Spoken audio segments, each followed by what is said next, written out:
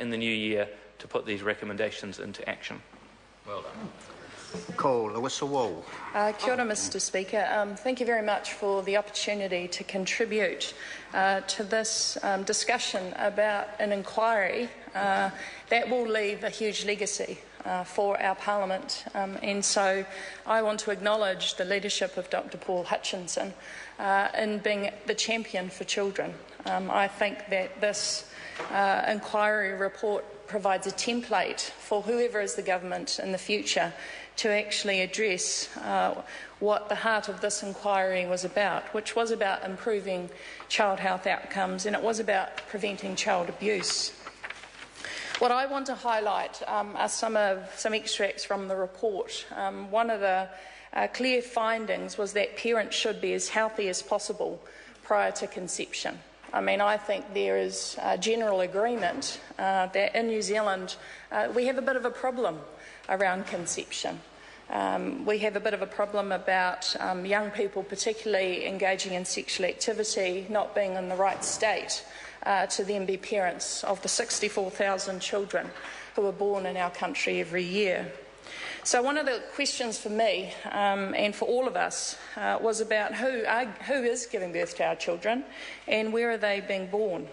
And to quote from the report, and I do want to also highlight that in parallel to our inquiry, the Māori Affairs Select Committee have been doing an inquiry into the social determinants of wellbeing for Māori children, and so I look forward to the recommendations in that report.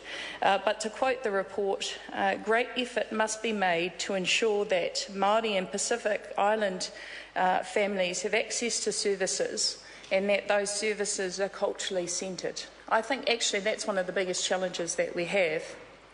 I'd like to highlight two areas in particular. One is around sexual and reproductive health. And the context I talked about earlier is really important because more than 40% of pregnancies in New Zealand are unplanned. And so we do need a huge emphasis on sexual and reproductive health and wellbeing education for our children. And it should be a priority, because what this report does is say that we have to create young people that are aware, that they're resilient, they go through biological processes which mean they will engage in sexual activities, and I think it's in the best interest of all of us that our children and young people are doing that in a safe context where they have the tools to make decisions and also tools to be able to grow up supported. So that is one of the areas I particularly wanted to highlight.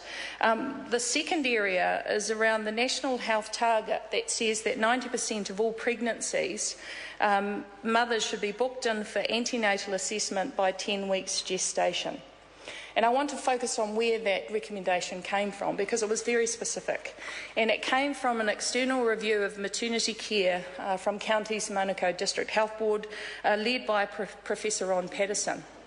Now, why did Counties Manukau District Health Board have this independent review? Well, they had the independent review because between 2007 and 2010, 2,804 New Zealand babies died before 28 days post-birth. In Counties Manukau DHB, that was 469 babies, or 17% of the burden in that particular DHB.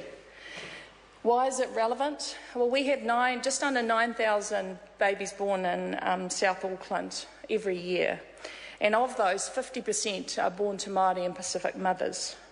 So if we look at that 90% target, what will that target actually achieve? It will mean that mothers have access to lead maternity carers and midwives so that we can assess mums, we can help them prepare for baby, and that their diet, exercise, whatever else will be monitored.